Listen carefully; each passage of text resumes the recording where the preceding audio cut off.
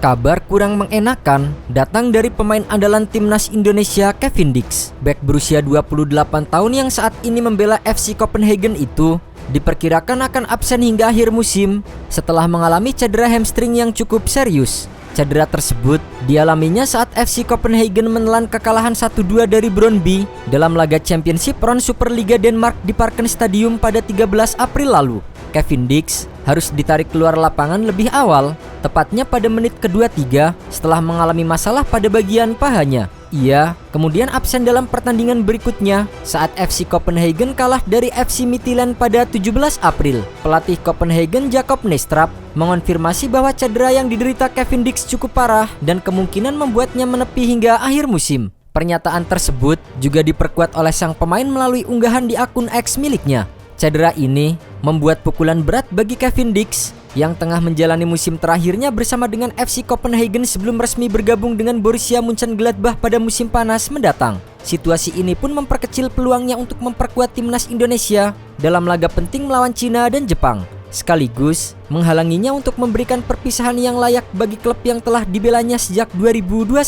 Sejujurnya memang seperti ini kenyataannya. Saya sangat sedih mendengar berita itu. Saya benar-benar tidak ingin tahun-tahun indah saya di FCK berakhir seperti ini. Saya memilih untuk tetap berharap bahwa ini mungkin bukan akhir, tulis Kevin Dix di akun X miliknya. Akibat cedera tersebut, Kevin Dix juga terancam absen membela timnas Indonesia dalam kualifikasi Piala Dunia 2026 melawan Cina pada 5 Juni dan menghadapi Jepang pada 10 Juni 2025. Andai pulih lebih cepat, Kevin Dix kemungkinan besar tidak dalam kondisi kebugaran terbaik ketika bergabung dengan tim Garuda. Timnas Indonesia patut was-was jika Kevin Dix absen karena ia merupakan pilihan utama di sektor bek kanan di bawah asuhan Patrick Kluivert. Selain Kevin Dix, nasib malang juga dialami oleh bek timnas lainnya yaitu Sandy Walsh yang bermain untuk tim Jepang Yokohama F. Marinos. Dalam 5 pertandingan terakhir di ajang J1 League 2025, Sandy selalu menghangatkan bangku cadangan dan belum mendapatkan kesempatan bermain.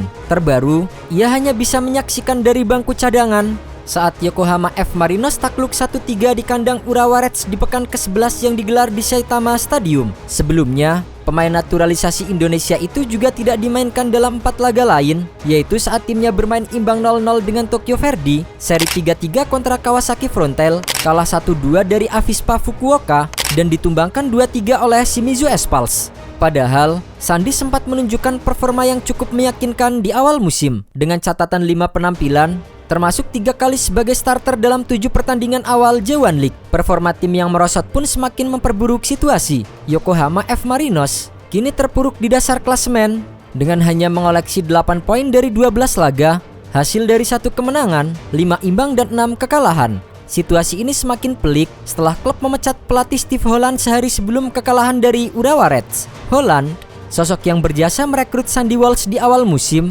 justru sempat menurunkannya ke bangku cadangan dalam 4 pertandingan berturut-turut sebelum akhirnya ia didepak. Kini, masa depan Sandy di tim utama masih menjadi tanda tanya besar, terlebih menjelang laga penting melawan Al Nassr yang diperkuat oleh Cristiano Ronaldo dalam babak perempat final AFC Champions League 2024-2025. Pertandingan tersebut dijadwalkan berlangsung pada 27 April 2025 dini hari waktu Indonesia Barat. Di tengah krisis bek, timnas Indonesia mendapatkan angin segar setelah Elkan Bagot menunjukkan perkembangan positif yang menggembirakan bagi timnas Indonesia. Ia menampilkan penampilan solid bersama dengan klubnya Blackpool FC. Terbaru, ia turut berkontribusi besar dalam kemenangan 3-1 Blackpool atas Stevenage FC dalam lanjutan Liga 1 2024-2025, Jumat 18 April 2025. Pertandingan yang berlangsung di Broad Holloway itu menjadi bukti pemulihan total Bagot dari cedera karena ia tampil penuh selama 90 menit. Sejauh ini, Bagot telah mencatatkan 15 penampilan bersama dengan Blackpool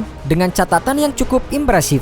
Berdasarkan data dari iScore, ia berhasil melakukan 14 sapuan, 2 tackle serta 1 pelanggaran. Bagot juga mendapatkan 1 kartu kuning dan 2 kali memenangkan duel udara dari 6 kesempatan. Meskipun ia hanya meraih rating 6,4 dalam laga tersebut, kontribusinya jelas terasa di lini pertahanan tim. Kemenangan ini mengangkat Blackpool ke posisi ke-10 klasemen sementara dengan koleksi 63 poin. Dalam pertandingan selanjutnya, Blackpool akan menjamu Wrexham di Bloomfield Road pada 21 April 2025. Jika Bagot mampu mempertahankan performa konsisten ini, peluangnya untuk kembali dipanggil memperkuat timnas Indonesia semakin terbuka. Sejak absen dari timnas pada Januari 2024, Bagot terus menunjukkan kemampuan terbaiknya di level klub yang tentu bisa menarik perhatian pelatih timnas Indonesia Patrick Kluivert. Sementara itu, Kapten timnas Indonesia J. Itzes juga sedang berjuang untuk menyelamatkan timnya Venezia dari jurang degradasi Serie A. J. Itzes mengungkap suasana ruang ganti Venezia FC usai gagal memenangkan Empoli di Giornata 33 Liga Italia 2024-2025. Seluruh skuad terlihat frustasi dengan hasil 2-2 tersebut. Venezia sebenarnya mempunyai peluang besar untuk membawa pulang 3 poin dari markas Empoli di Stadion Carlo Castellani. Setelah sempat tertinggal, mereka bangkit dan membalikkan keadaan menjadi 2-1 melalui gol dari Gianluca Busio di menit ke-85. Sayangnya, Dewi Fortuna belum berpihak pada Venezia. Karena hanya berselang 2 menit, Empoli berhasil mencetak gol penyeimbang berkat gol dari Tino Anjorin. Gol itu sekaligus membuyarkan harapan tim tamu membawa pulang angka penuh. Usai pertandingan, Itzes mengakui situasi di ruang ganti seusai pertandingan terasa berat. Pemain timnas Indonesia itu menyebut sejumlah rekan satu timnya marah dan kecewa atas hasil tersebut. Di ruang ganti suasananya agak sulit. Beberapa orang marah dan itu wajar. Kami sudah unggul lalu langsung kebobolan. Namun begitu, Itzes tak ingin larut terlalu lama dengan hasil tersebut. Ia menegaskan, Venezia harus segera bangkit dan fokus menghadapi 5 pertandingan sisa musim ini yang teramat krusial. Dengan hasil imbang ini, Venezia belum mampu keluar dari zona degradasi. Mereka masih tertahan di posisi ke-18 klasemen sementara dengan koleksi 25 poin. Meski begitu, peluang untuk bertahan di Liga Italia masih terbuka asalkan mereka bisa memaksimalkan 5 laga yang ada. Venezia selanjutnya akan menjamu AC Milan di Stadion Pierluigi Penzo Minggu 27 April 2025.